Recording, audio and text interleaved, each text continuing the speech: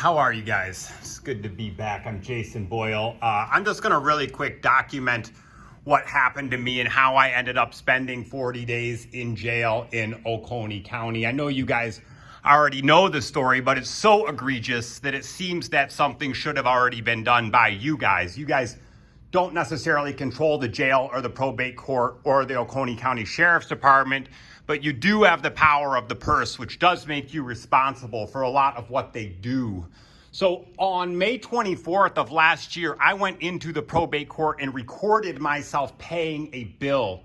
The reason I did that is the county clerk was notorious for lying about what had happened at that office.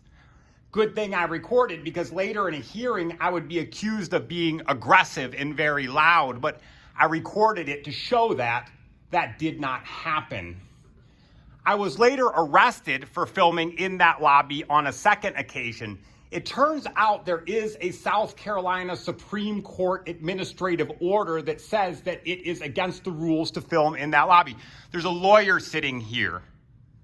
It's not against the rules to break an order unless you're knowledgeable of it. It's not a law. Of course, Judge Danny Singleton isn't intelligent enough to know this. Even in my hearing, he said ignorance of the law is no excuse, but ignorance of a court order is.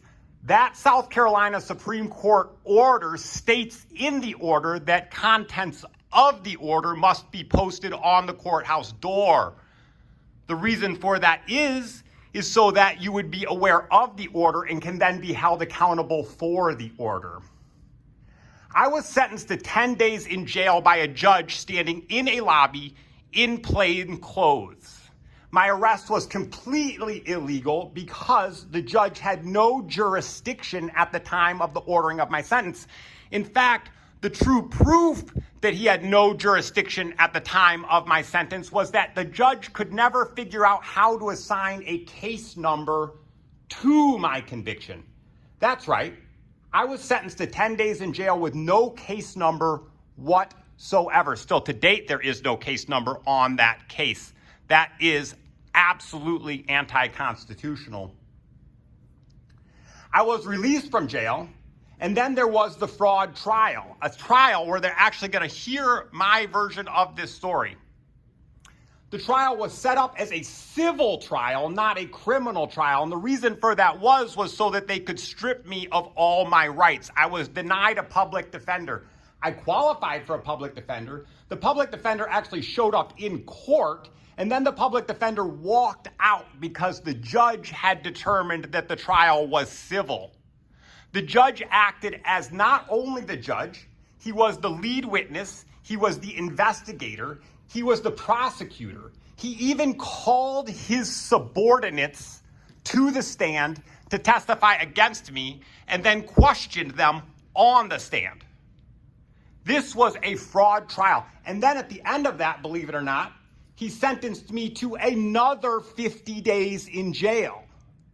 Again, with no case number, and now 2 sentences for the same offense. The judge is even so ignorant, Danny Singleton, that he says in the conviction that he's giving me 50 more days because he wanted to give me 60 days and I already served 10. That's double jeopardy, right? I appealed this conviction to the 10th Circuit Court, and it was heard under Judge McIntosh. Judge McIntosh never received the record on the appeal. He never at any point got the record to say what happened in the probate court. I made a very clean testimony that I was prosecuted without a case number, without a jury, without a prosecutor, without any of my constitutional protections, and then sentenced with no case number. I mean, phenomenal. Judge McIntosh upheld the ruling of Danny Singleton.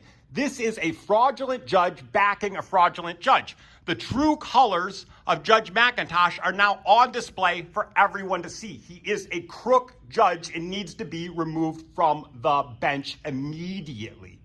The case is now being held in the South Carolina Court of Appeals.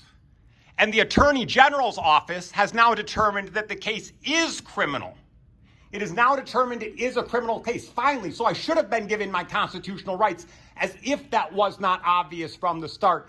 This case will reach resolution, even if it has to go to the United States Supreme Court. Mr. Bowl.